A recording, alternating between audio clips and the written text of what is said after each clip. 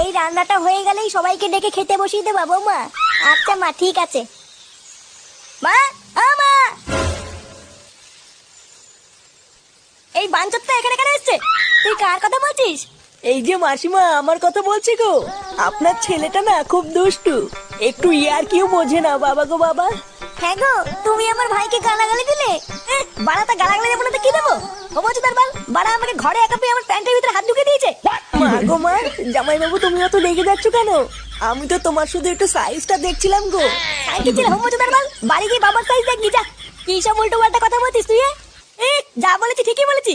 লেওরা আজকে প্যান্টের ভিতরে হাত ঢুকে দিচ্ছে, কালকে তো বলবে হালকা করে পুঙাও মেরে দাও। এই কি হয়েছে রে? এত চেঁচামেচি কিসের? দেখুন না মেশামশাই, মা গো মা, আপনার ছেলে একটু ইয়ার কিউ বোঝে না। ওটাই আর কি ছিল বাঞ্চদ? দেখেছেন তো কিভাবে বলছে। দেখো মা, আমি কিন্তু বলে দিচ্ছি, এই চুদির ভাই যদি বাড়িতে থাকে আমি কিন্তু বাড়ি থাকবো না, বলে দিলাম। চোরে বাচ্চা, তুই ঘর থেকে বেরিয়ে যা। আমরা কোনো কাজকর্মের বেলায় নেই, কোনো রোজগার পাতি নেই, আবার বড় বড় কথা। ও বাড়া, মায়ের থেকে মাসির দরদ বেশি, তাই তো? বাড়া এখন তো দেখছি আমার থেকে এই বাড়িতে এই হোমোচোদার দাম বেশি। লেওরা যেদিন এই হোমোচোদাটা তোমার ধুতির ভিতরে হাত ঢুকিয়ে নেয়ানারি করবে সেদিন বুঝবা বালের এই বাড়িতে আমার কোনো দামই নেই।